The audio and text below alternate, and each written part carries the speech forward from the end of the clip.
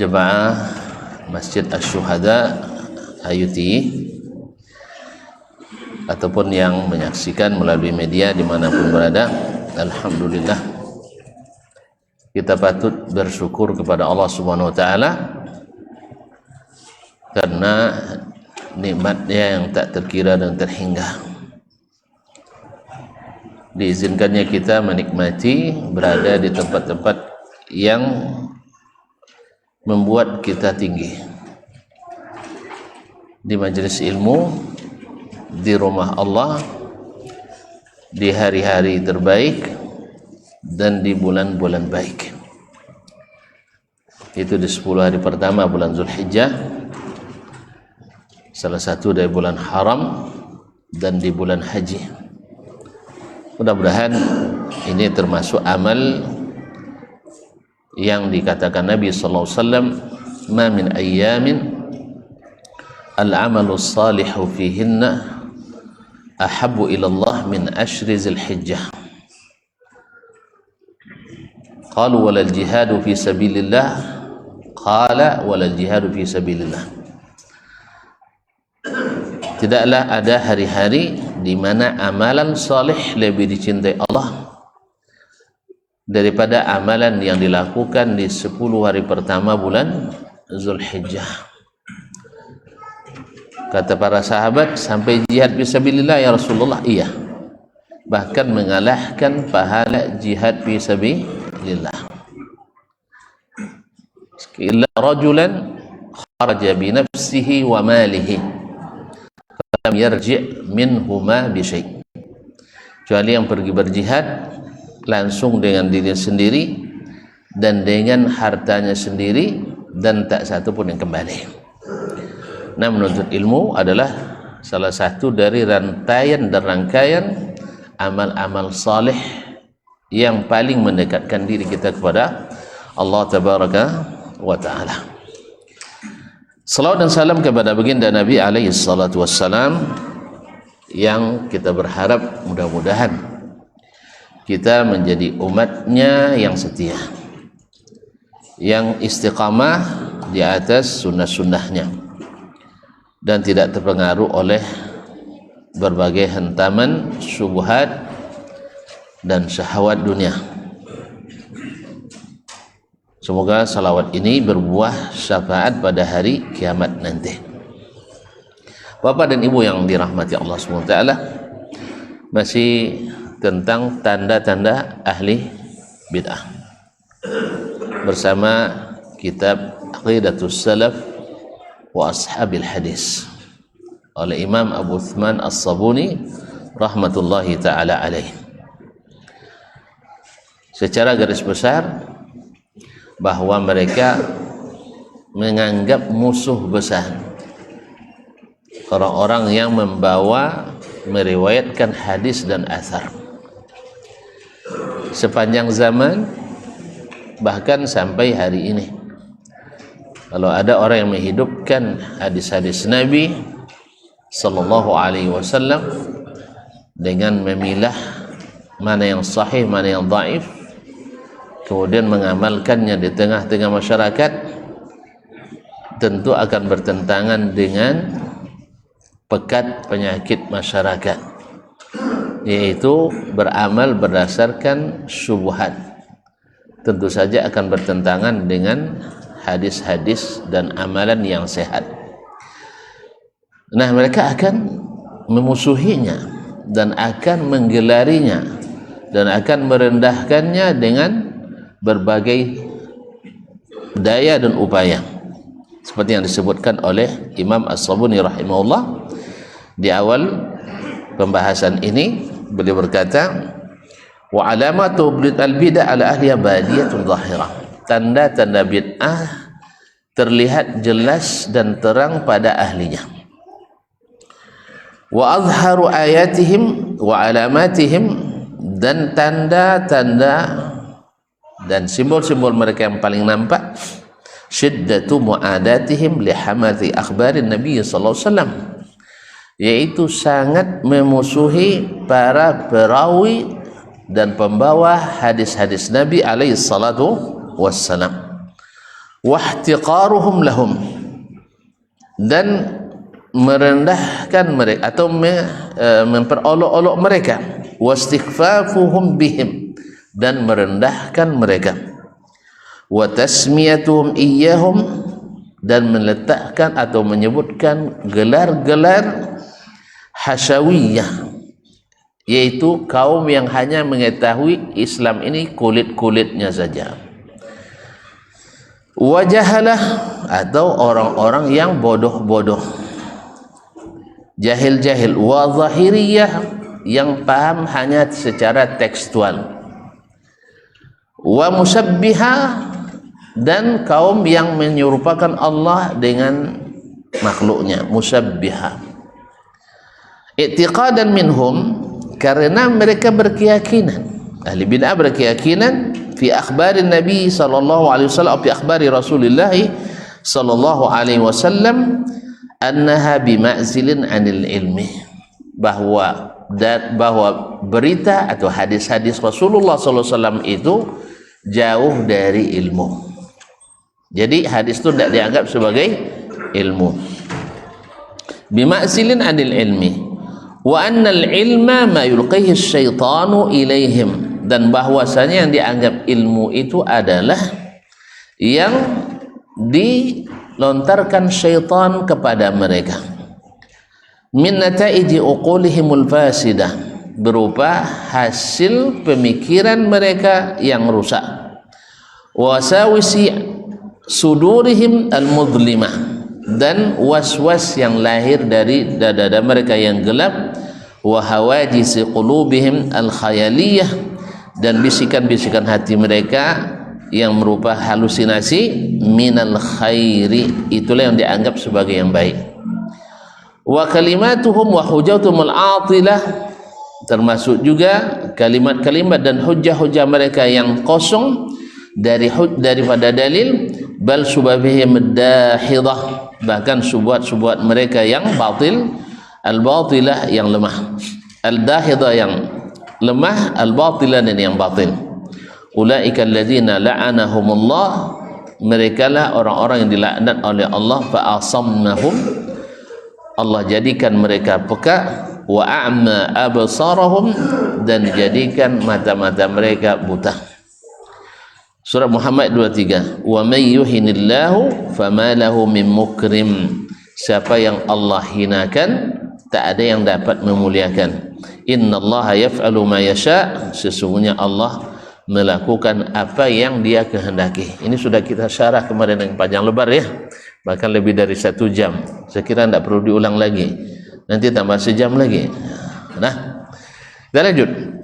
Qala al-Imam Abu Uthman As-Sabani rahimahullah, sami'tul hakima Abu Abdillah al-Hafiz, saya mendengar Al-Hakim Abu Abdillah Al-Hafiz, yaitu Muhammad bin Abdullah Ibn al-Bayy' An-Nisaburi, penulis kitab Al-Mustadrak ala Sahihaini.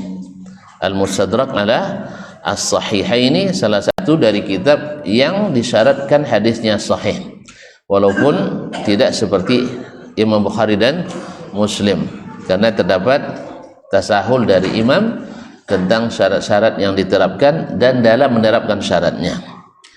Yaqul, dia berkata, sami'tu Abu Ali Al-Husain ibn Ali Al-Hafiz, yaitu dikenal dengan Al-Farisi Al-Jiyani, salah seorang ulama hadis yang bergelar Al-Hafiz. Yaqul, sami'tu Ja'far ibn Ahmad ibn Sinan Al-Wasiti, saya mendengar Ja'far bin Ahmad ibn Sinan Al-Wasiti. Yaqul, berkata, sami'tu Ahmad ibn Sinan Al-Qattan Al-Wasiti, ini salah seorang dari guru a'immatus sittah. Yaqul, dia berkata, laisa fid dunya mubtadi'un illa wa huwa yubghidu ahlal hadis, tak satu pun di dunia ini ahli bid'ah mubtadi' kecuali mesti membenci ahli hadis. Kalau demikian, nyatalah bahwasanya yang namanya sunnah adalah lawan bid'ah, yang namanya hadis adalah lawan hadas. Jelas? Karena tidak mungkin dia membenci ahli hadis kalau memang hadas bisa berkawan sama hadis. Tidak mungkin membenci para perawi sunnah kalau sunnah berkawan sama bid'ah. Maka sudah merupakan naluri dan fitrah bahwasanya tidak ada ahli bid'ah kecuali membenci ahli hadis. Jadi resiko juga memilih jurusan hadis dan mengamalkan hadis sehingga menjadi ustadz paling berbahaya. Tentu saja di kalangan ahli tidak juga ya. Alhamdulillah. Ma'asyiral kiram dirahmati Allah Subhanahu wa taala. Laisa fid dunya mubtadi' illa yubghadu ahli hadis fa iza ibtada ar-rajulu nuzi'at halawatul hadis min qalbihi. Bila seseorang sudah melakukan bid'ah, membuat suatu bid'ah, dicabut dari hatinya manisnya hadis.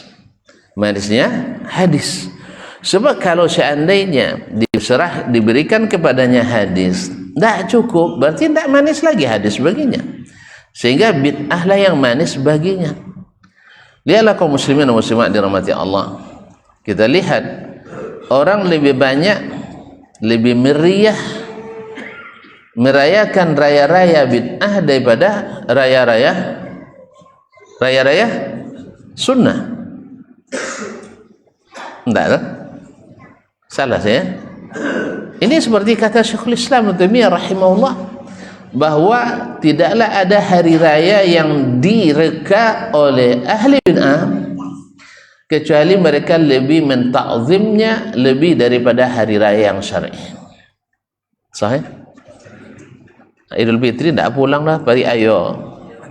Nah, ini. Kan ya, mana banyak kawan. Kalau sarikaya, kalau lama enggak? Nah, benar.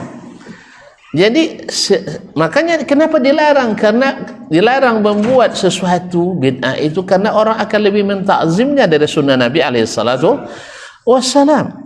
Itu sudah pasti. Mana yang lebih senang orang baca salawat Badar daripada salawat Ibrahimiyah? Serius? Hah? Sampai-sampai di antri paspor pun di Jeddah jemaah haji bersalawat Badar. Ya, Syekh bersalawat Badar. Salatullah. Kaum muslimin dan muslimat dirahmati Allah. Apa sebab?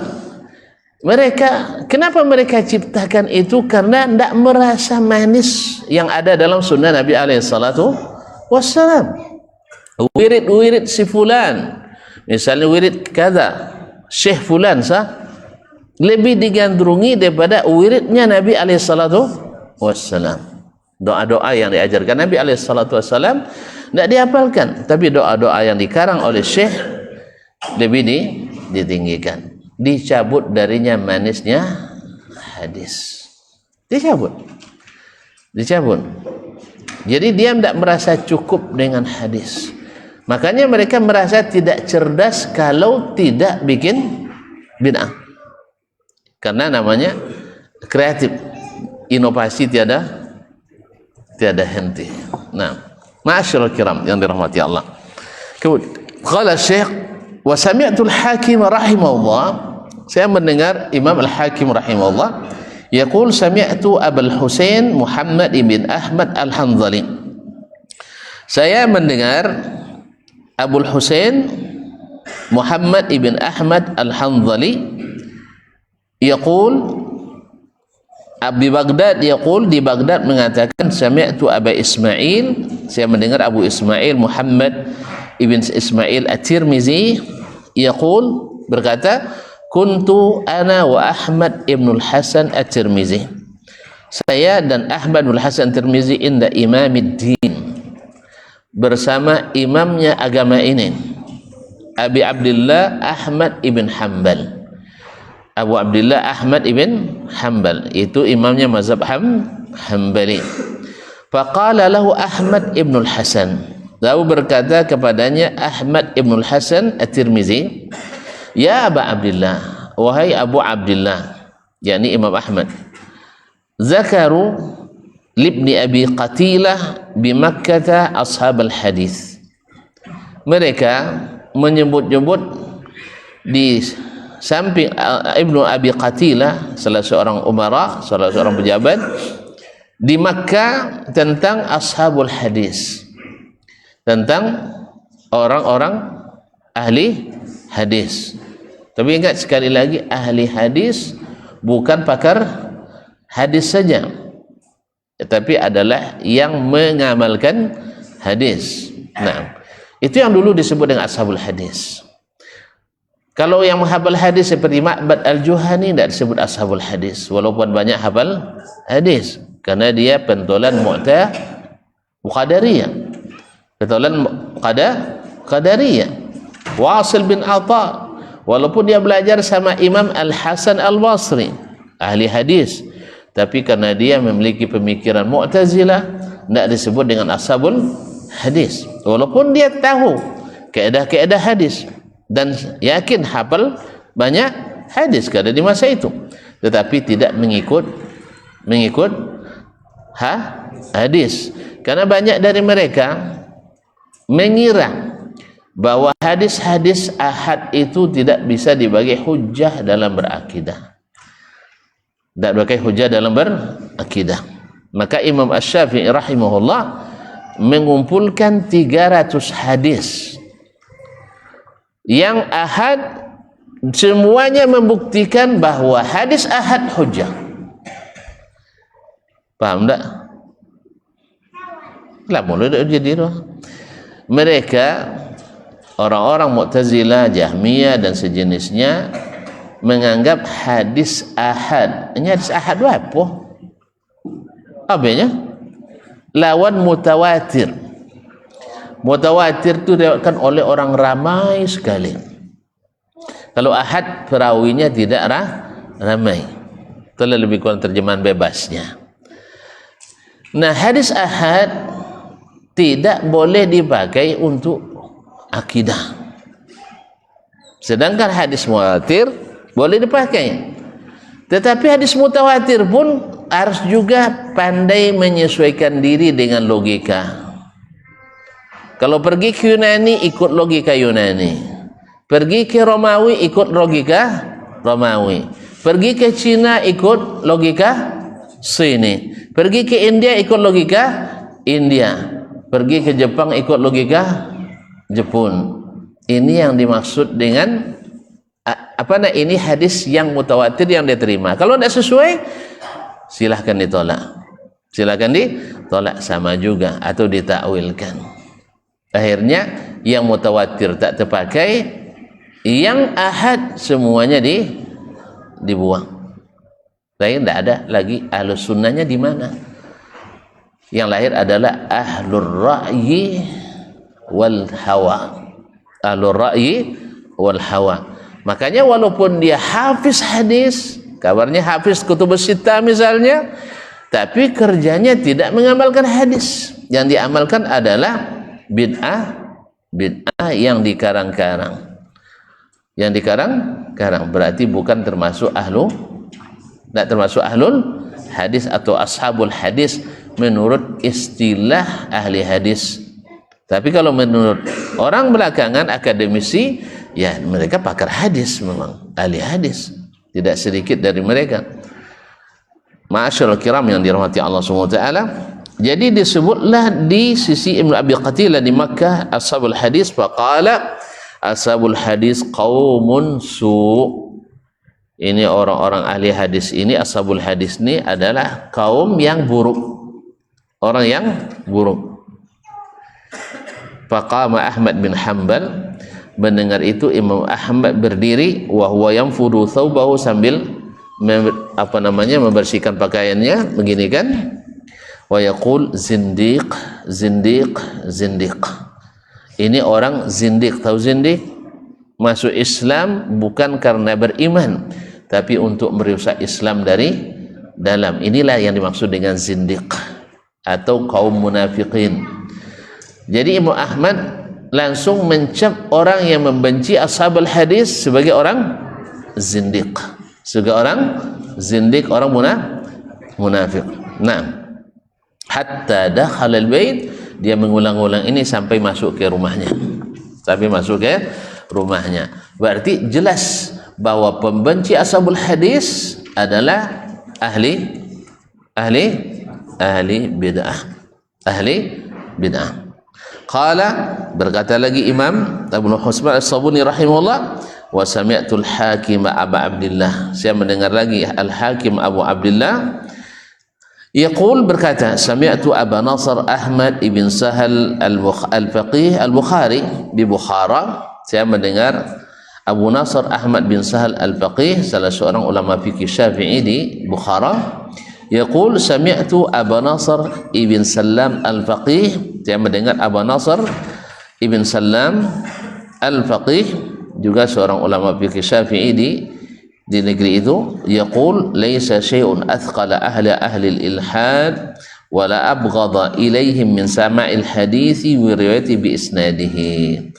Tidak ada sesuatu yang lebih berat bagi kaum ateis dan lebih dibenci oleh mereka dari mendengar hadis dan meriwayatkannya dengan isnad. Jadi mereka sangat benci dengan hadis dan periwayatan hadis. Kenapa mereka benci? Apa dia benci? Sebab kalau pakai hadis tidak ada bid'ah hasanah.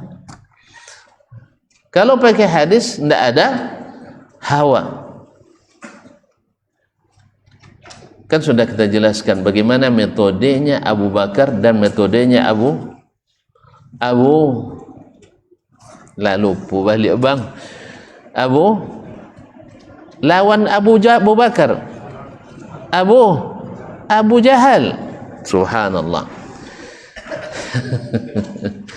Abu Bakar patokannya adalah in kana qad qala dzalik faqad sadaq. Asal Muhammad bilang sallallahu alaihi wasallam, ini kan Abu Bakar yang bilangnya sallallahu alaihi wasallam. Asal Muhammad sallallahu alaihi wasallam yang mengatakan pasti benar, selesai, tidak usah dibahas. Kalau Abu Jahal tunggu dulu,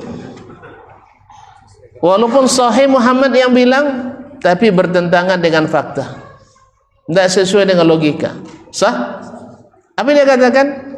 Kan kita berjalan ke Baitul Maqdis sebulan, pergi sebulan, pulang sebulan. Masa Muhammad malam tadi berangkat sebelum subuh dah pulang? Kan berat ini, mempercayai ini kan berat ya kawan. Sah? Berat enggak? Abu Bakar ringan karena dia beriman. Abu Jahal berat karena dia tidak percaya kecuali sesuai logika. Akhirnya ujung-ujungnya beriman tidak Abu Jahal? Tidak. Dia harus menyesuaikan dengan hawanya, dengan keinginannya. Ujung-ujungnya apa? Dia katakan, dulu Bani Makhzum, Bani Hashim duduk sama tinggi, tegak sama rendah. Ngantuk sudah condong. Ada lo duduk sama tinggi, duduk sama rendah, tegak sama tinggi. Iya, kalau Bani Hashim melayani jemaah haji, kalau Bani Makhzum tukang umumkan perang atau perdamaian. Kan sama-sama bagi tugas nih. Nah sekarang Bani Hashim ada Nabi, bilolo kami kan dapat Nabi. Hanya dari kebencian akhirnya menjadi permusuhan. Ma'asyiral kiram dirahmati Allah Subhanahu wa taala. Makanya metode Abu Jahal melahirkan keraguan. Harus menyesuaikan dengan kenyataan, harus menyesuaikan dengan pemikiran. Akhirnya Abu Jahal tak beriman. Saya yakin orang yang memakai metode Abu Jahal susah untuk beriman. Payah. Tapi Abu Bakar enggak. Asal Nabi yang bilang, dah usah dibahas, dah usah teliti. Apalagi kalau Allah yang katakan, lebih lagi. Sahih? Nah, itulah makanya mereka tak setuju dan sangat benci dengan hadis dan periwayatannya. Sebab bagi mereka hadis ini adalah cerita-cerita kosong orang-orang Badui dulu. Dianggapnya sahabat itu orang-orang tak berpemikiran, tak membahas. Kita ini orang yang teliti. Kan itu yang terjadi kaum muslimin dan muslimat dirahmati Allah. Sampai-sampai di antara mereka mengatakan para nabi itu berhenti di tepi pantai, sedangkan para pemikir dan wali sampai ke dasar laut menyelam. Antu banyaklah tantu dek wali daripada dek nabi. Tu cahaya tuan-tuan tu. Cahaya dan najin cahaya. Nah, dak lulainya. Asal saya lah so. Asal iya. Itulah semangat lo jadi wali. Kalau lah semangat jadi wali tu iya lah cerita wali tu kan. Nya bahasa itu masa wali tu ndak kan berganti sekecalnya mati. Maka ikut-ikutnya tahu. Dangnya capek. Jadi kaum muslimin dan muslimat dirahmati Allah SWT. Nabi adalah manusia yang paling berilmu dibanding wali. Kalau ada wali ya mengatakan lebih berilmu dari Nabi, itulah lahir wali-wali walid. Kan ya. Allah musta'an. Inilah lagu lutut baca game pun. Ada bakso Walid rasa dewinya. Allah musta'an. Ada juga kawan jadi. Allah musta'an. La haula wala quwata illa billah. Jadi mereka sangat tidak suka itu. Di mana-mana pun, di masa manapun, di tempat manapun, mesti antara ahli hawa, ahli bid'ah dengan ahli hadis susah untuk disatukan. Sejak dulu lagi, sejak zaman Nabi berdakwah, Abu Jahal metodenya tidak akan terima kecuali sesuai ada bukti fisik. Bisa semua dibukti fisikan? Kan tidak bisa ada pakai hadis. Tidak semua bisa dibukti fisikan. Itulah makanya, mohon maaf ya, belanja untuk pendidikan yang sains lebih tinggi daripada belanja untuk pendidikan agama. Sebab sains itu ada bukti fisiknya, penelitian ini bukti fisiknya. Kalau agama payah bukti fisiknya kisiko dia mah bawa pun cara nunjuk kan ya. Ada alat detektor takwa tidak ada orang. Tapi kalau buatnya penelitian tentang air minum si kumbang Simbat misalnya, ada alat makanya untuk sains lebih tinggi belanjanya daripada agama tu. Dia agama tak puak tahu sains naik. Akhirnya sains uang ngomong orang yang bersains itu tidak beragama, akhirnya digunakan untuk merusak semuanya. Kan ya? Sepandai-pandai lu ngicu kini di WA bisa ngicu, kan ya? Iya bang, di internet ngicu, di kantor ngicu juga, sehingga banyak tikicu dia di antara. Yang tidak beragama.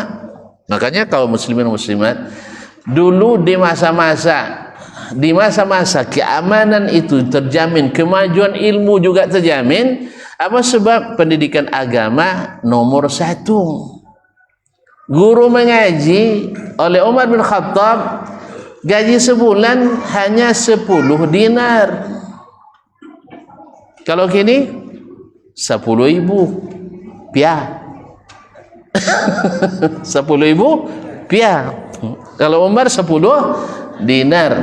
Dinar berapa gini bang? Sampai 2 gram ame. Berapa segram ame kini? Lalamu tak boleh untuk anda mampak ya.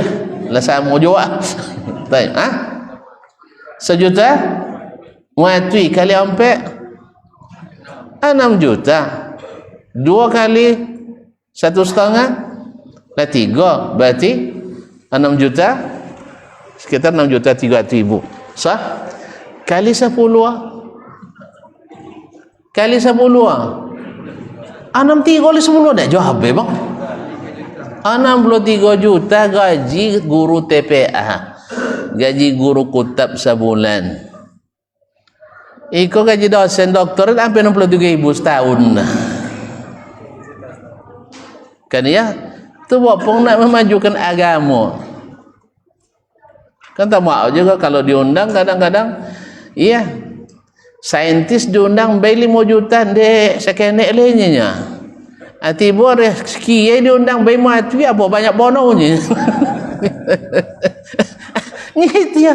Kalau saintis ada bukti fisiknya, sah. Sedangkan ustaz tidak nampak fisik dah. Ayolah so itu kaum muslimin dan muslimat dirahmati Allah, maka perhatian orang pada fisik lebih daripada perhatian pada non fisik, sehingga ilmu logika lebih mahal daripada ilmu agama. Jadi semuanya yang hebat itu yang pandai berdebat. Nah, sampai-sampai ujungnya ilmu kaki lebih mahal daripada ilmu otak. Makanya honor pemain bola lebih tinggi daripada honor saintis sekalipun. Ada saintis bagaji anawati miliar sahabat minggu. Dah ada dia. Kau anda tuan-tuan tak nemo tuan-tuan lah. Tak rela negara ambil gaji sedetur dah kan ya. Tak ada, tak masuk SBU nya. Tapi ketika pemain bola bagaji sekian, wajib aturan membolehkan. Kan ya? Apa dia kalau ustaz tak ada aturan buliong? Tiba di pemain bola ada aturan yang membolehkan. Itu tanda orang menghargai kaki lebih daripada palo. Makanya banyak berbantah atau gede kaki pas waktu korban. Nyananya sub tunjang. Kan ya? Palo nak duduk mana doang. Kaum muslimin dan muslimat dirahmati Allah. Jadi kata Syekh, tidak ada yang paling berat bagi ahli ateis dan tidak pada paling benci kepada mereka daripada mendengar hadis dan meratkannya dengan isnad. Karena setiap yang mereka pikirkan mungkin akan berlawanan dengan hadis yang diriwayatkan. Misal orang-orang yang berpikiran seperti itu, misalnya ingin haji itu nak lama betul antrinya, atau jangan Saudi terus yang menikmati uang pisahnya, sah? Ya kita buat saja haji di negara masing-masing. Ini dikatakan ini pencerahan. Kalau itu tuan-tuan, Abraha lebih dulu dari antum mencerahkan. Tak kana Abrahanya? Hah? Nah, nak pikir Abraha dulu kalangan mereka? Ada sekarang. Ingin dulu haji dilaksanakan di Jakarta. Ada di badan peneliti resmi badonya, tapi oknum, ya. Tapi dibiarkan. Oknum mencetuskan supaya tidak lama antri haji. Kan iya bang, 25 tahun masuk. Jadi akalnya kan 25 tahun tu sitan basimpi. Banyak nak mati guys kan iya. Kan iya, nya sono dek mati, banyak basimpi. Dia dek ilmu kebanyakan. Iya bayar iyo je sekajo-kajo canda melantar setan. Padahal bukan untuk melontar syaitan, tapi adalah untuk menghidupkan zikrullah. Kalau zikrullah harus bertenang. Bertenang. Kan tak? Nah yuk kata kawan ke. Allah musta'an. Tirampa dapat terampa bomban. Payung dapat payung balajuin. Agin banyak nama darah kawan-kawan di situ. Padahal melontar tu bahkan tak boleh macam ekor, harus begitu. Namanya melontar kali ekor momban.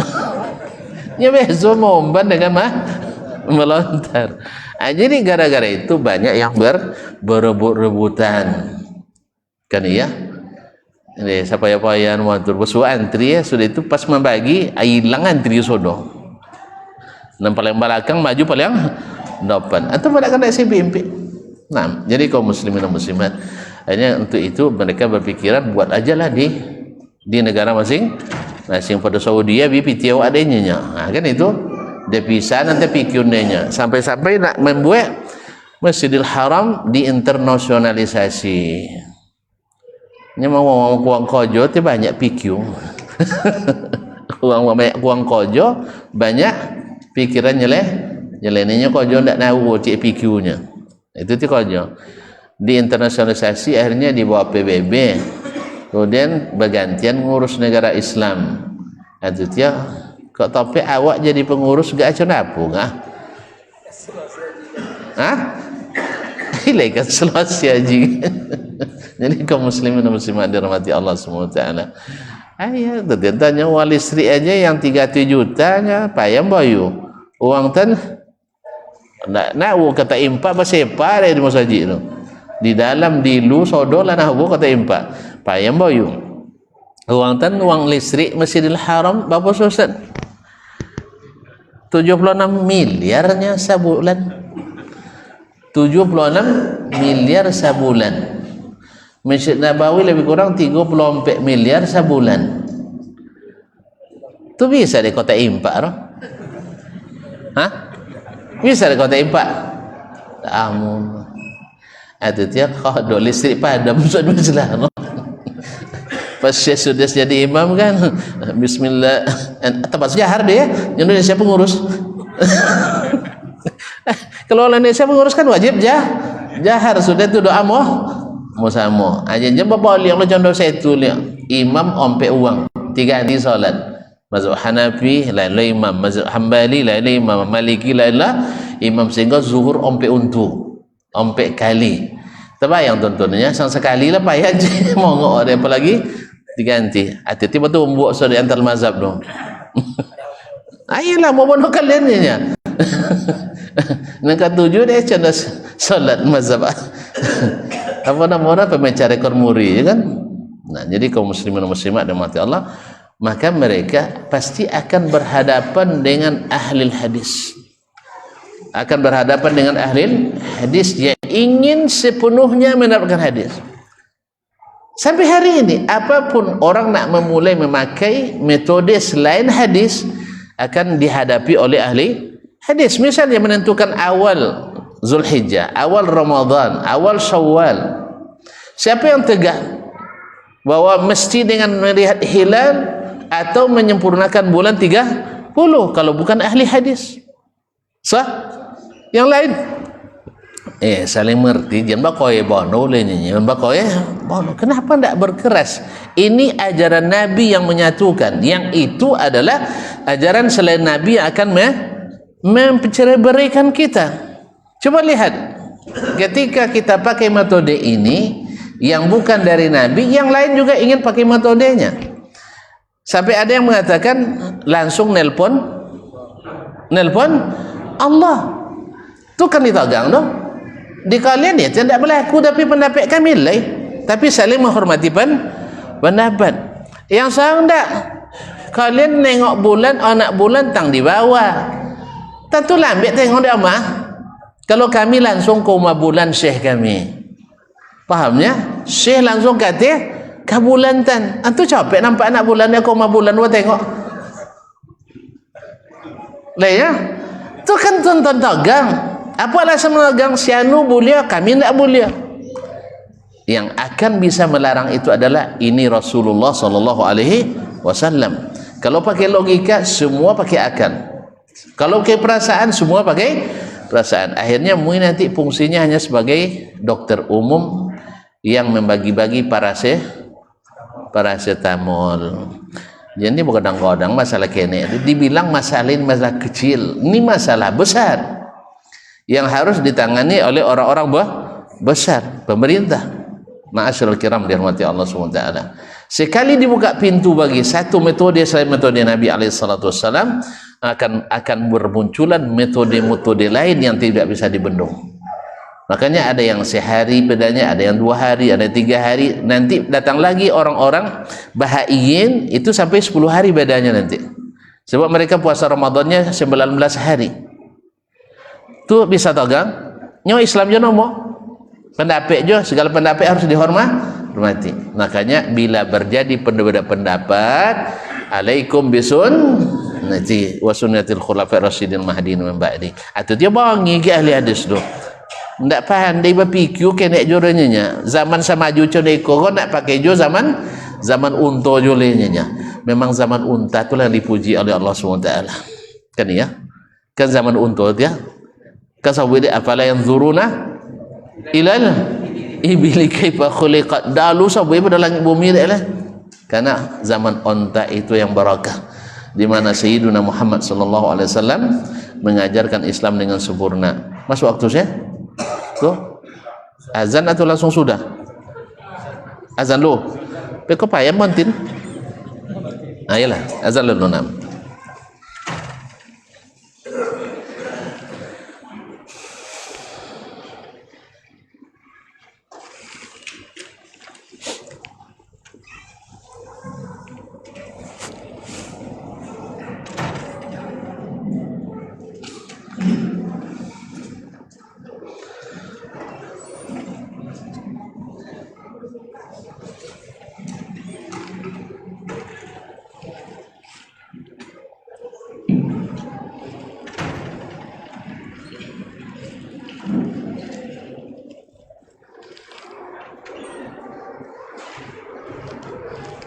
Allahu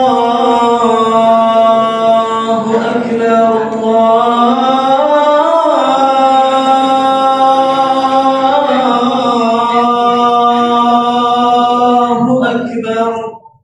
Allahu Akbar.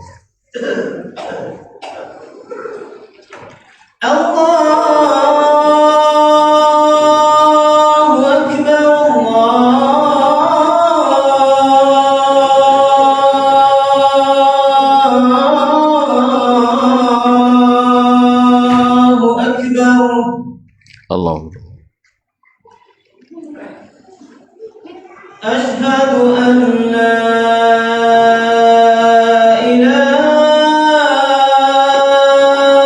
illallah.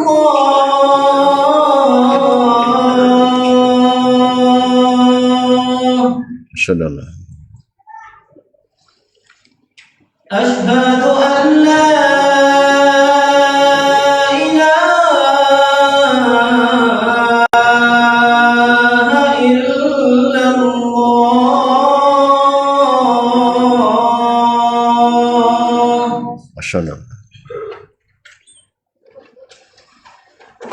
أشهد أن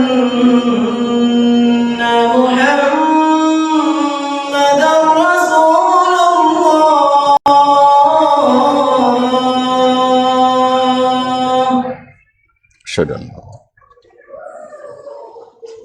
أشهد أن محمدا رسول الله.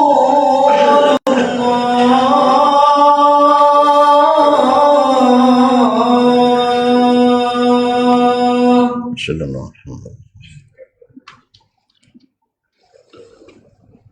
حي على الصلاة.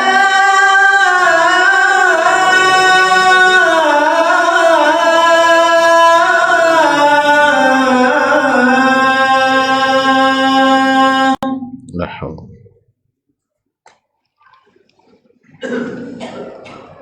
حي على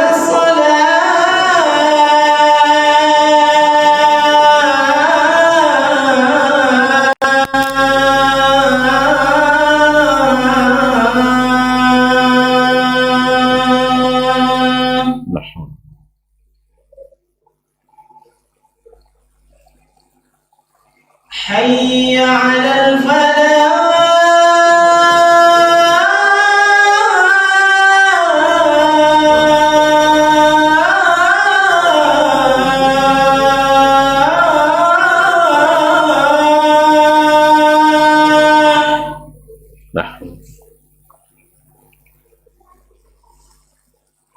حي على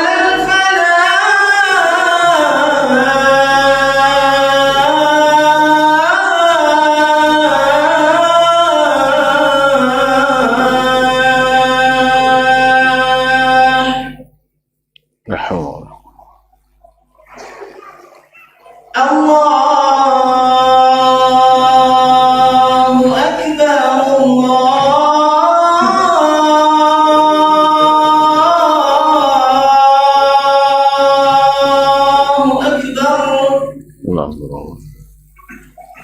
لا إله إلا الله ونشهد له.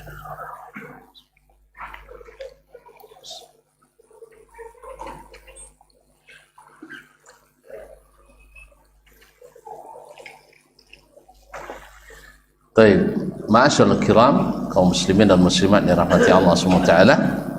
Kemudian Syekh melanjutkan, qala wa sami'tul hakim yaqul, kemudian saya mendengar Al-Hakim Abdullah beliau mengatakan, sami'tu Syekh Abu Bakar Ahmad bin Ishaq bin Ayyub Al-Faqih wa huwa yunadhiru rajulan. Saya mendengar Abu Bakar Ahmad bin Ishaq bin Ayyub Al-Faqih ahli fikih wa huwa yunadhiru rajulan, dia sedang berdialog atau berdebat dengan seseorang. Faqala Syekh Abu Bakar, lalu Syekh Abu Bakar Al-Faqih mengatakan, haddatsana fulan, telah menceritakan kepada kami fulan, yakni meriwayatkan hadis. Naam, bil isnad. Faqala lahu ar-rajul, laki-laki itu mengatakan kepadanya, da'na min haddatsana, buang saja haddatsana ini, untuk apa ada? Kan tadi seperti kata beliau, mereka sangat benci dengan riwayat hadis dengan isnad. Ila mata haddatsana, sampai kapan haddatsana ini? Naam. Faqala asy-syekh lahu, qum ya kafir. Subhanallah, ini tak koi kan ya? Oi, tagak. Hai kafir, fala yahillu laka an tadkhula dari ba'da hadza abadan. Sejak hari ini jangan masuk rumah saya lagi. Iya, orang nak menyampaikan hadis Nabi, dia bilang da'nan hadatsana, dan ini adalah keistimewaan umat ini yang tidak dimiliki oleh umat manapun. Riwayat hadis dengan hadatsana, dengan isnad, seperti kata Abu Ali Al-Jayyani, tidak dimiliki oleh umat manapun kecuali umat Islam. Berarti kalau dia benci dengan keistimewaan umat Islam ini, berarti dia bukan orang Islam. Maka qum ya kafir, katanya, pergi hai orang kafir. Artinya dia sangat keras dengan orang ini, sebab sejak di zaman awal lagi mereka mengatakan sami'tu Rasulullah, hadatsana Rasulullah. Tidak ada yang mengingkari, tiba-tiba dia mengingkari hadatsana. Kan ada Nabi, sahabat mengatakan hadatsana Rasulullah, sami'tu Rasulullah, ausani khalili Rasulullah sallallahu alaihi wasallam. Orang ini tidak, seperti kata Syekh Abu Usman, sangat benci dengan namanya riwayat hadis dengan isnad. Bagi mereka itu tidak berharga. Padahal tanpa itu masuk semua palsu ke dalam Islam. Jadi mereka memang tidak suka, karena kalau ini ditegakkan tidak bisa memalsukan apapun dalam agama Islam. Makanya yang tegak mencegah ajaran-ajaran palsu, yang tegak mencegah hadis-hadis palsu, memang ahli hadis. Adapun aliran-aliran lain tak, walaupun pakar hadis tapi hadis palsu selama ya mau kairannya, kan ya? Hadis sahih ditentangnya, hadis palsu dipakainya. Ini kan ahli hadis kabar. Ahli hadis kabar seperti yang mengatakan, yang suka bicara tentang Nur Muhammad, hadisnya hadis palsu. Yang pertama diciptakan adalah Nur Muhammad, hadisnya hadis palsu. Tapi ketika kita suruh dia mengakui hadis sahih diriwayatkan oleh para a'immatul hadis, Allah turun ke langit pertama, oh ini hadis orang-orang awam saja ini, ya, Masya Allah, dia hebat nih, Abu Bakar orang awam nih, Abu Hurairah orang awam. Tapi pas datang hadis palsu, Masya Allah, menjadi pusat kajian ilmu tasawuf. Ilmu tasawuf. Apa tasawufnya? Yaitu tasawuf yang disesatkan. Ya, tasawuf yang sesat jalan. Apa dia sesat? Kalau dari jalan yang lurus. Ya, banyak ulama-ulama kita yang disebut sufi, tapi tidak seperti yang dilakukan oleh sufi-sufi itu. Kalau sufi dulu itu yaitu orang yang meninggalkan perhiasan duniawi, lebih banyak beribadah tapi dengan ilmu. Tapi kalau sufi zaman sekarang meninggalkan ilmu, mengejar karamah, mengejar kesaktian, itu baru dikatakan sufi. Sampai pagar-pagar, jalan-jalan, daun-daun, sampai cuba odak pun bisa melahirkan ilmu. Jadi tuan-tuan pergi ke negeri itu tidak perlu belajar, cukup tengok aja tembok di situ langsung pulang jadi alim. Masya Allah. Itu yang sufi sekarang. Kalau sufi dulu seperti Bishr al-Hafi, seperti Ma'ruf al-Karhi, dia selalu hadir di majlis-majlis ilmu. Seperti Hannad al-Sari, dia hadir di majlis hadis, bukan seperti yang sekarang. Kalau tidak hadas, tidak sufi namanya. Ini kadang-kadang film Naruto lo kadang ialah sampai mana kesaktian namanya. Itu nanti dia telangi warna hijau. Kan itu kabar di film Naruto ya. Dan apa nonton bodoh? Cito be, Cito tentu. Nah, kan tak tahu awak kan tak tentu tak nonton ni, tapi tu Cito sama film Walidnya. Tapi Cito sampai sodo. Nyala itu Cito ang sodo. Kan ya? Lepas sabut tiba tulis itu Walid nak isteba boleh ya kan? Tentu tanya apa Walid ni tu Citong dia amat lah. Akhirnya bila ustaznya tengok 6 jam lebih dia tak ada kata rumah. Kalau 6 jam tengok jelek. Tapi kalau 6 minit mungkin dah tengok aja kan. Kalau 6 jam jelek. Jadi kaum muslimin dan muslimat dirahmati Allah Subhanahu wa taala. Jadi Syekh menyuruh orang itu pergi, sejak sekarang jangan kau masuk rumahku lagi. Lalu kata Syekh, thummal tabata ilaina, kemudian Syekh Abu Bakar Ahmad Ishaq al-Faqih tadi menoleh kepada kami. Waqal, dia berkata, ma qultu qat li ahadin ma tadkhulu dari illa hadha. Selama ini tidak pernah saya mengatakan pada orang lain, seseorang pun jangan masuk rumahku lagi kecuali orang ini. Sebab orang ini tidak ada manfaatnya. Seperti kata Imam Malik, ketika datang kepadanya orang menanyakan, Ar-Rahmanu 'alal 'arsy istawa, kaifa istawa? Kalimat kaifa bapolo jarunya kan ya. Kalau nonyong bapa aja tidak akan jadi kau joro dowe. Tidak akan beriman dah. Kan ya? Yangnya. Pai bawa motor dan cuci, bahapo jahnya. Kalau bawa jah jadi boleh. Nyon tak ada bawa jah tu sana dia dah amua. Kan ya? Kan tinggal mengimani. Maka Imam Malik lama terpanung dapat pertanyaan tu kaifa istawa itu. Dia nahan bongi juga. Sampai dia katakan al-istiwa ma'lum wal kaifu majhul wal imanu bihi wajib was su'alu anhu bid'ah. Akhriju. Ini usir orang ini. Wa inni araka mubtadi'an. Saya yakin kamu seorang ahli bid'ah atau dhallan mudil atau sesat. Akhirnya dikeluarkan dari majlis karena ini berpenyakit. Ini berpenyakit seperti zaman Umar bin Khattab radhiyallahu anhu dulu ada namanya Sabiq At-Tamimi yang susah mengimani ayat-ayat tentang hal-hal gaib, hari berbangkit, tentang sifat-sifat Allah. Akhirnya Umar panggil. Nya kelelehan tontonnya tak apa orang. Ika menyebar lo cerita ke orang yang lain. Ini panggil sama Umar. Iya tak percaya. Iya. Apa tak percaya tak masuk otak ni. Akhirnya ditukui otak ada di Umar. Ditukui otak ada pakai apa nama tu? Tandan korma. Tapi lo ambil buah tandan korma yang sudah dibetik. Sampai apalah sudah mulia, Allah sehat, Allah buata, Allah jalannya di oban lalia. Akhirnya tak jumpa buata diusir oleh atau diasingkan oleh Umar ke Basrah dan diperintahkan kepada gubernur Basrah tidak seorang pun boleh berbicara dengannya sehingga monopai uang lain, kemudian duduk uang tak mau semuanya. Akhirnya bau buata. Jadi memang ube Bokeh Umar yang mengatakan Allah, yang mengatakan Rasulullah, yang menolak siapa?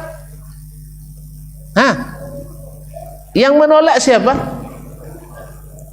inyo utak inyo tinggi lo kata Allah Ta'ala, tinggi lo utak inyo pada Allah Ta'ala lah, tinggi lo pemikiran inyo daripada firman Allah. Tak mungkin. Uang sodo beriman, inyo ndak, berarti ada masalah. Uang sodo bisa mengimaninya, tiba dinya tidak. Mereka diklaim kebanyakan gini tak percaya Allah Ta'ala di hatinya. Tu dia mau bawa kampung-kampung waktunya ke amak-amak. Mak di mana Allah Ta'ala? Mananya mak tu? Ha? Dah adanya abu dah. Kalau ni tahun-tahun dia mau angah, dia mau acu, dia tua atau acu kan pai tu yang dia lupa non di hati. Dak nak awanya abu dia lupa non dak. Nak bertampik, dak ada orang, dak di depan, dak belakang, dak kiri, dak kanan, dak atas, dak bawah, dak nawu. Di atas dak, di bawah tidak, kanan dak, kiri tidak, depan tidak, belakang tak apa roh. Apa roh? Dak nawu. Ini asalnya pemikiran Jaham bin Safwan. Diambil dari Mu'tazilah, dikembangkan oleh mutakallimin, diwarisi oleh saudara-saudara kita hari ini. Itulah lebih tinggi pada Al-Quran. Tak di atas, tak di bawah, tak di kanan, tak di kiri, tak depan, tak belakang. Nawa cara guna akal sehat. Tak di atas, tak di bawah, tak kanan, tak kiri, tak depan, tak belakang. Nawa bang. Jadi kosong dia dok. Mana umurnya? Tahu dok nganya? Doktrin. Tak temo dak akal sono tapi terpaksa jua. Terpaksa jua. Dia temo. Indak bergerak, ndak lo diam. Ndak bercakap, ndak lo ndak bercerita. Tak pun nama, ndak nawa. Jadi gabung je ndak masuk akal lo. Jadi orang-orang yang selalu menggunakan akal, terlalu menggunakan akal, pasti hilang akal. Itu banyak gilo. Banyak gilo. Ala gilo nak jen apa? Sabit wali majrub. Adalah wali gilo. Gara-gara cinta Allah Ta'ala-nya. Itu yang sabun ke tuan-tuan catat mo. Ya, sebelum tuan-tuan bisa membuktikan, dan buktian banyak. Setiap cinta yang membuat gilo, cinta haram. Cinta ilegal. Tak ada cinta resmi dan membuat gilo. Tak ada orang. Ada cacai.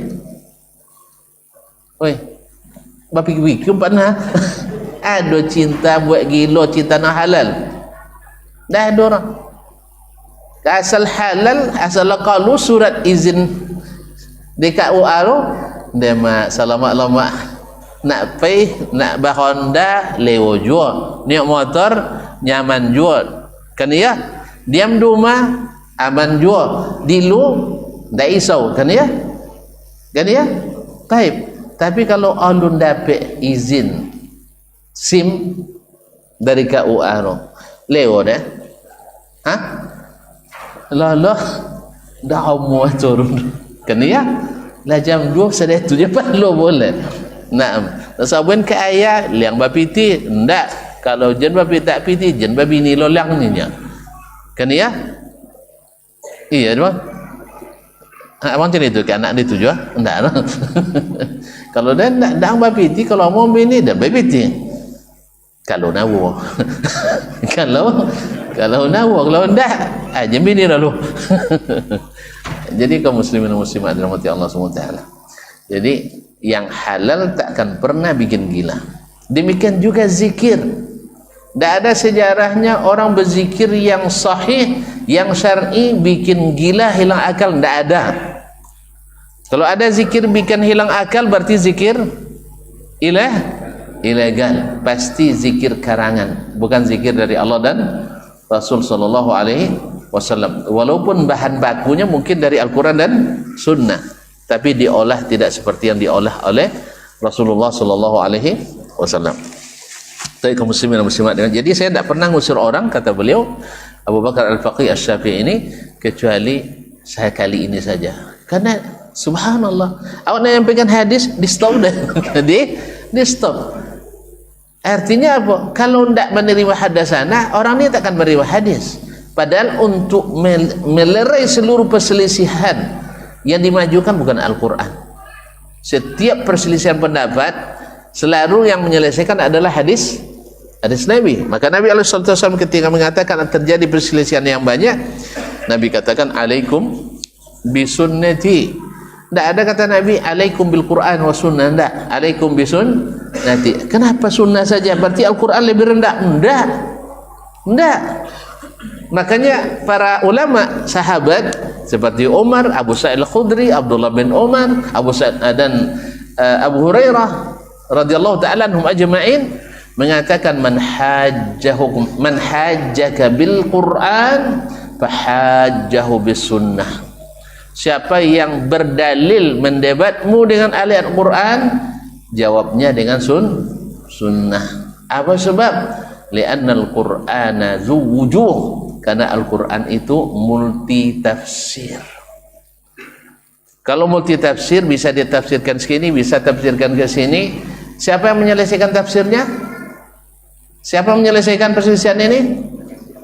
Woi, Rasulullah sallallahu alaihi wasallam, hadis Nabi. Kalau tidak selesai dengan hadis berarti dia bukan ahli hadis pun ditakwil juga dia lah payah loh. Nya sahabat dulu dek tabuinnya hadis bisa menyelesaikan, waktu itu mereka tidak pakai takwil. Seperti kata Imam Asy-Syafi'i rahimahullah ta'ala dalam kitab Risalah, ketika Umar memutuskan suatu keputusan hukum syar'i, lalu datang kepadanya hadis yang bertentangan atau berlawan dengan pendapatnya tadi, lalu dia katakan kalau sudah datang hadis kita harus serahkan kepada hadis. Padahal kata Imam Syafi'i, kalau andainya Umar mau, dia masih punya peluang untuk berijtihad lagi dan tidak memakai hadis ini. Paham? Andainya Umar mau, dia masih punya peluang untuk berijtihad lagi. Paham? Untuk mengelak dari hadis. Mengelak dari hadis Nabi alaihissalatu wassalam, tapi Umar tak lakukan. Sebab apa? Karena menentang hadis Nabi alaihissalatu wassalam sama dengan menentang Allah subhanahu wa ta'ala, dan menentang Allah sama dengan kufur kepadanya. Maka Umar tidak mau kecuali mencabut kembali apa yang dia sudah putuskan dan kembali kepada hadis Nabi alaihissalatu wassalam. Walaupun secara ijtihad dia ijtihadnya makbul, tetapi hadis Nabi harus lebih didahulukan daripada ijtihad seorang alim. Makanya heran kita kepada sebagian orang yang katanya orang-orang hebat dan besar yang mengatakan hadis Al-Quran dan hadis tidak boleh diterima kecuali atas persetujuan ulama. Innalillahi wa inna ilaihi raji'un. Jadi lebih tinggi perkataan ulama daripada perkataan Allah dan Rasul. Kalau kita tidak, kita balik perkataan siapapun, sehebat apapun, tidak kita terima kecuali ada pengesahan dari Al-Quran dan hadis. Karena Al-Quran dan hadis lebih tinggi dari perkataan ulama manapun. Jelas? Jadi balik dah. Itulah bedanya antara ahlu sunnah dengan ahli bid'ah. Walaupun ahli bid'ah mengatakan mereka lah yang asli ahli sunnah. Atau biasanya dulu orang-orang kafir Quraisy ngakunya salah. Orang-orang kafir Quraisy ngaku salah. Fir'aun ngaku salah. Iblis ngaku salah. Tidak ada ngaku salah. Merasa benar semuanya. Cuman merasa benar tidak cukup. Pastikan benar itu yang cukup. Nah, mengikut Allah dan Rasul pasti benar, dan meninggalkan jalan Allah dan Rasul hanya merasa benar. Tapi kita tutup aja lah ya. Ikut apa kau? Terus lagi? Esok pagi? Kini? Tidak, esok pagi ada tema didiktat dengan judul untuk siapa aku berkurban. Ini kini banyak kurban tu inyo deh. Dia tak mau diatur oleh Allah Ta'ala, tak mau diatur oleh Rasulullah sallallahu alaihi wasallam. Buat keputusan sendiri sehingga merusak niat. Mau tahu seterusnya? Saksikan besok jam 8.30 di 91,1 FM. Berajut ilmu dan peradaban. Nah, itu jawab je kok. Soal gila tak? Baik. Bismillah. Semoga Ustaz dan keluarga senantiasa dalam keadaan sehat dan dalam lindungan Allah. Amin amin ya rabbal alamin. Semoga yang menulis ini juga diberikan yang lebih daripada ini. Bertanya Ustaz, silakan. Bagaimana hukum melaksanakan sholat Jumat ketika hari raya bertepatan dengan hari Jumat? Sholat Jumat tetap wajib. Sholat Jumat tetap wajib karena dia adalah pengganti sholat zuhur.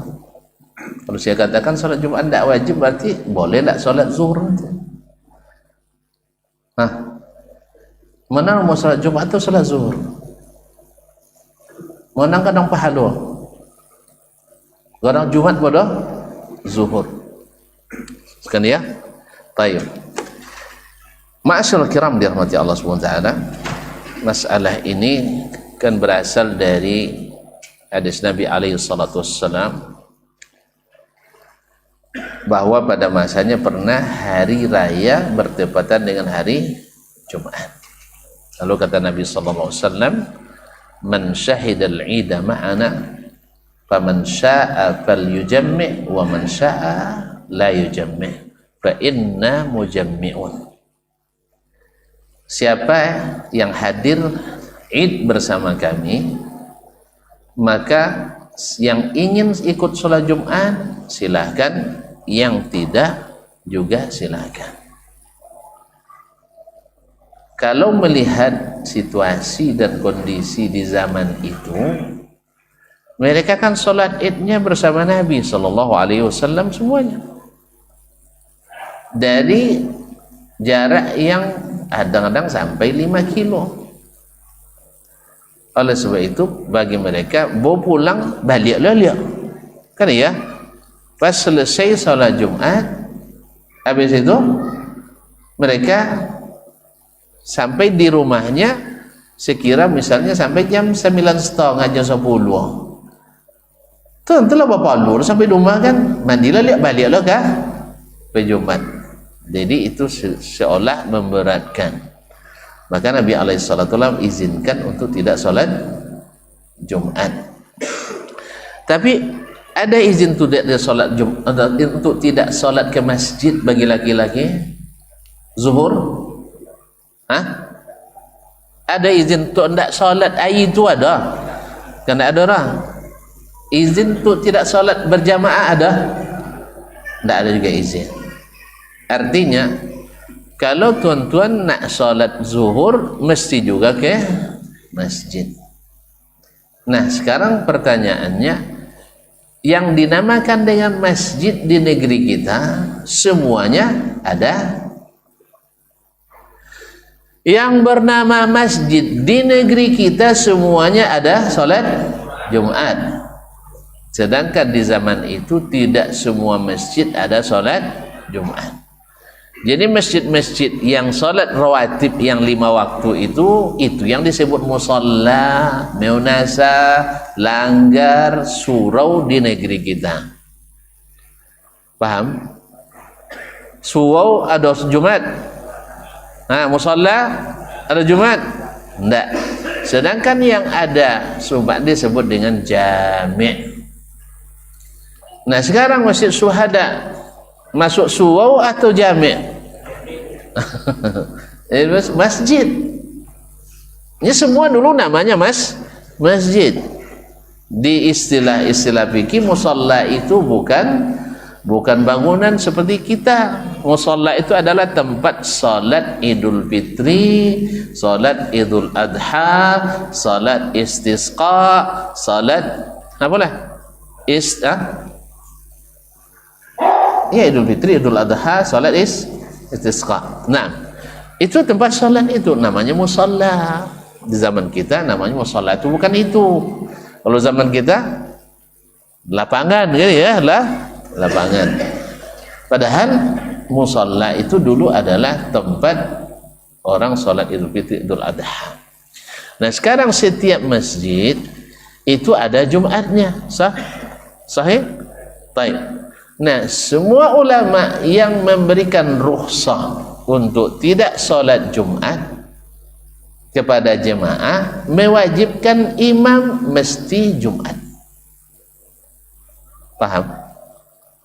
Tak paham contoh dong. Kalau tuan nak lama, sabui tak paham. Tapi kalau nak capek sabui paham dah. Lah paham. Kepaham sudah. Jadi kaum muslimin, yang namanya masjid yang ada Jumatnya, imam tetap wajib melaksanakan solat Jumat. Ini semua mazhab yang membolehkan tak Jumat dan yang tidak membolehkan tidak Jumat. Artinya dalam mazhab Hanafiyah dan Malikiyah, solat Jumat walaupun bertepatan dengan hari Idul Fitri dan Idul Adha tetap wajib bagi imam dan bagi makmum. Dengan makna andainya umumnya jauh takut pulang balik, jangan pulang. Itulah lebih kurang dalam mazhab Imam Malik dan mazhab Imam Abu Hanifah rahimahullah. Kalau demikian imam wajib tak Jumat? Wih, makmum je wajib apa lagi? Imam selesai disikah. Sah.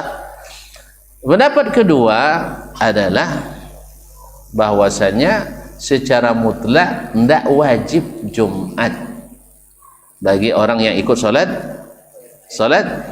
Id. Nah, yang tak ikut solat Id, yang ikut solat Id boleh tidak Jumat. Ini pendapat dari mazhab Imam Ahmad rahimahullah dan juga mazhab Syafi'i. Satu qaul Imam Syafi'i ikut mazhab yang pertama, yaitu tetap wajib. Di qaul yang lain boleh tidak. Sepertinya yang mu'tamad ada yang kedua, artinya boleh tidak Jumat. Siapa yang ikut salat Jumat. Pendapat ini juga mewajibkan imam untuk salat Jumat. Nah, nyawa saya jadi imam ya. Jumat imam tetap wajib untuk solat Jumat. Nah, pendapat ketiga adalah boleh bagi mereka yang tempatnya jauh. Nah, kalau tadi yang kedua kan tidak di pilihan, artinya boleh tidak, jauh tidak, dekat tidak ada masalah. Jelas? Kalau pendapat pertama jauh dekat sama wajib. Pendapat ketiga jauh dekat sama pendapat kedua jauh dekat sama tidak wajib. Pendapat ketiga dibedakan. Yang rumahnya jauh menyulitkan, maka dia boleh tidak Jumat. Sedangkan yang dekat dengan masjid, mau tidak mau dia akan datang juga ke masjid itu, dan orang Jumatan tentu dia solat Jumat. Oleh sebab itu, dan makmum selalu ikut imam. Tapi jangan salah paham, yang Jumat ikut rombongan pertama, yang zuhur ikut rombongan kah? Tidak itu maksudnya. Jadi kalau ada yang berpahaman seperti itu kan barangkali perlu diluruskan. Baiklah, siapa yang nak zuhur kami sadiang lah imam, siapa yang nak Jumat kami sadiang lah imam. Kebalik lu masuk lah boleh jadi kah? Jadi bukan. Maksudnya kalau memang dalam mazhab yang kedua tidak Jumat, sepakat aja semua tidak Jumat. Itu mazhab yang kedua. Tapi yang wallahu alam, yang lebih dekat kepada kebenaran wallahu alam, seperti kata Syekhul Islam Taimiyah rahimahullah, adalah yang ketiga tadi, yaitu bagi yang menyulitkan, dia bolak-balik jauh, maka dia boleh tidak Jumat. Nah, tapi kalau seandainya ada yang mengatakan atau ikut mazhab yang kedua, asal sudah solat Id bersama, tidak perlu lagi solat Jumat, kita juga tidak ingkari itu. Sebab apa? Ada dasarnya berdasarkan umumnya hadis Nabi alaihissalatu wassalam. Walaupun yang lebih pas wallahu alam adalah tetap solat Jumat didirikan. Sedangkan yang tidak memungkinkan atau menyulitkan, maka boleh solat di suraunya masing-masing, bukan tidak solat zuhur berjamaah. Tapi kalau seandainya tidak apa Jumat, tidak ada solat zuhur berjamaah, ikut saja Jumat. Nah, cuman kita nasihatkan kepada khatib pada hari itu, tadilah khutbah jadi Idul Adha, beko nak khutbahnya panjang je ya. Apalagi kalau memang ada yang melaksanakan kurbannya pada hari itu, melaksanakan kurban pada hari itu, dan itu yang lebih afdal, karena amalan yang afdal pada hari nahar itu adalah as-sajj wal ajj, yaitu menumpahkan darah dan meninggikan suara dengan membaca takbir. Nah, taib, sekiranya jelas ya, bilang jelas biar tak panjang lagi. Nah, yang kedua, kapan waktu afdal menyembelih hewan kurban? Apakah boleh mengundur penyembelihan hewan kurban ke hari tasyrik dengan alasan hari nahar bertepatan hari Jumat dan Jumat waktunya singkat? Nah, ini pertanyaan lahir karena apa? Karena kurban itu dilaksanakan di masjid, kan ya? Pertanyaan itu tidak ada, boleh katakan hampir tidak ada ketika dulu kurban itu dilaksanakan masing-masing. Ini ketika dibuat panitia tambah lambat selesai, kan ya? Iya enggak? Kalau enggak ke panitia, wak bantai, tu ambil lamatinya, ambil daging yang sebagian, ambil hati, masak, langsung makan. Jangan apa lebih sama makan apa gulai korban sah. Tapi kalau dengan kepanitiaan kau ndak mah jam 1 lalu jadi boleh. Kalau lu bagian lah. Jadi makanya sebenarnya mana yang afdal? Ini mohon maaf, mana yang afdal? Afdal sendiri-sendiri.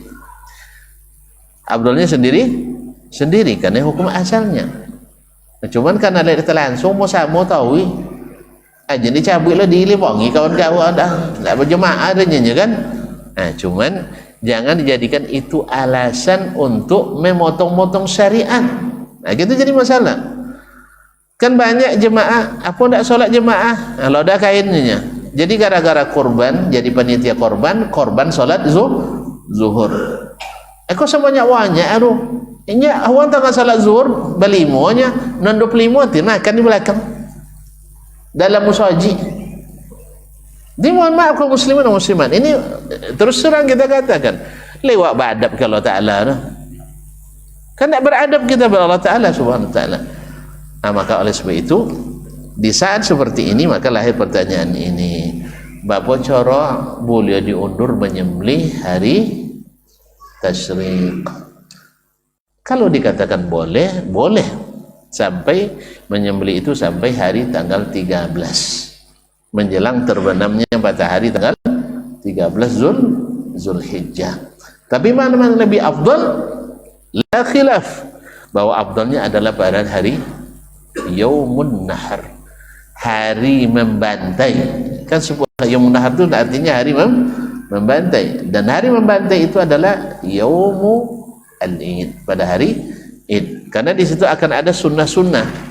Di antaranya adalah hendaknya lah makanan pertama yang kita cicipi pada hari itu adalah makanan dari kurban. Tapi dengan banyaknya, dengan bergabung-gabung seperti jadi sulit. Akhirnya ambil inisiatif oleh panitia, yaitu dimasak. Nah, cuman permasalahan yang dimasak dagingnya siapa? Itu masalah juga. Karena kan kau pertama coba ambilnya. Kan kau pertama coba ambilnya. Izinnya dari siapa? Hah? Tertib maksudnya?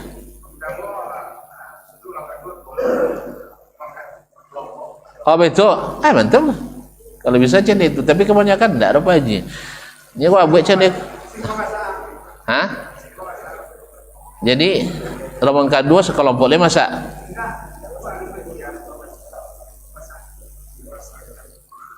Tak paham dah. Iya, tapi ambil daging masing-masing. Jual yang punya. Kalau jual yang punya itu dia najak. Itu dia bagus. Nah, Apa dia orang lain tak bisa, dia apa haji bisa? Tolong ajon ke bangkah. Hah? Hanya kalau suano kalau amu tak ada payah dah. Kalau amu tak ada nan payah. Cieleh. Kalau bisa dapat haji memang luar biasa dah. Dah. Pembagian per rumah sama banyak? Enggak sama banyak? Tiap rumah sama? Tak adil dah. Tak adil dah. Nya kalau dek buat panitia seorang kena le adil kan? Ndak. Canda apa haji buang anak? Berapa orang di rumah? Selai 10 lah.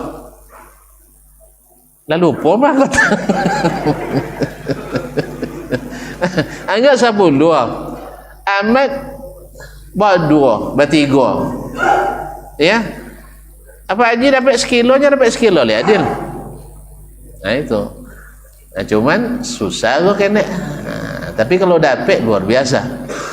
Jadi yang usulkan didata para penerima ini berdasarkan jumlah anggota ke keluarga. Lah kalau angko jumlah kepala makan daging kan dan bayi sebayi jadi hitungnya. Tapi hitung tak masalah soalnya ambil dia mak kan. Nah, terserah dihitung atau tidak.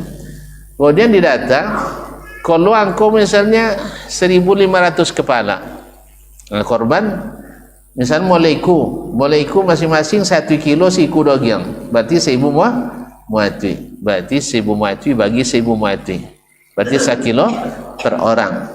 Makanya amat yang bawa 2 dapat 2 kilo. Ikon nombor 8 boleh? Hah? Sama? Anggap aja 8 boleh kilo. Itu kalau macam itu Cina lah kau banyak saja. Kini dek korbannya samanya nya. Awak 8 anak 2 kilo dapat. Haji tu anak 3 nya dapat 2 kilo. Wanti lah anak walenya kan ya. Tapi kalau sampai kau tapi kuih dia 8 kilo, apa je?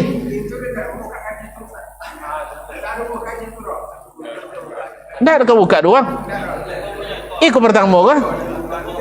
Subhanallah. Lah, cuba dah awak ya. Mulai dia awak dulu. Mulai dia awak. Jadi kaum muslimin dan muslimat dirahmati Allah SWT, nampak dia nyom bola 8 kilo, mak banyak dapatnya nya. Oh, nan banyaknya. Nan banyak. Oh, itu saja. Esok lopet dia banyak banyak.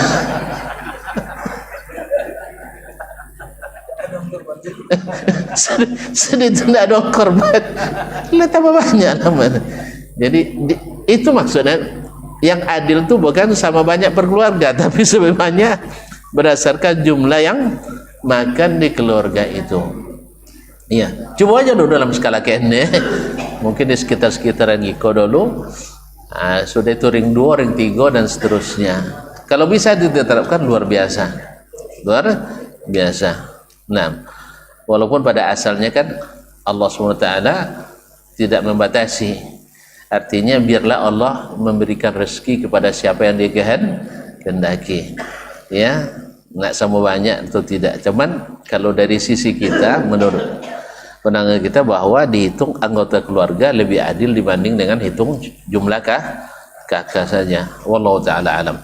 Jadi kembali kepada masalah kita, afdolnya memang pada hari Jumat. Tapi kalau seandainya tidak memungkinkan, podo ndak lah awak tengah khutbah baik kau di situ tung pantang dia motong tulang kan, maka diundur pada hari setelahnya, insyaallah tidak mengapa, karena maslahat salat lebih tinggi daripada maslahat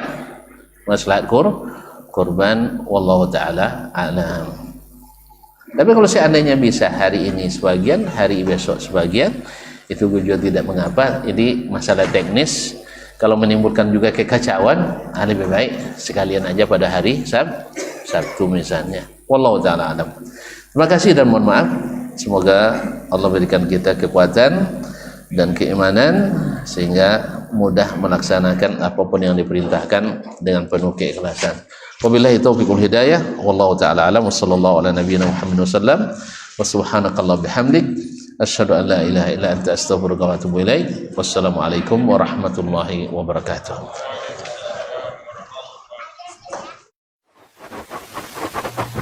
Barometer amal kita saleh tak salehnya di salat kita. Bila salat kita ikhlas dan sesuai dengan sunnah Nabi SAW, maka insya Allah amalan yang lain mengikuti. Ini aktivitas ini membantu saya di akhirat atau akan menyulitkan saya di akhirat? Kalau seandainya perbuatan itu ternyata akan menyulitkan kita di akhirat kelak, tinggalkan perbuatan itu. Anta ni'mal jund. Kamu adalah sebaik-baik prajurit. Coba lihat. Kamu adalah sebaik-baik prajurit.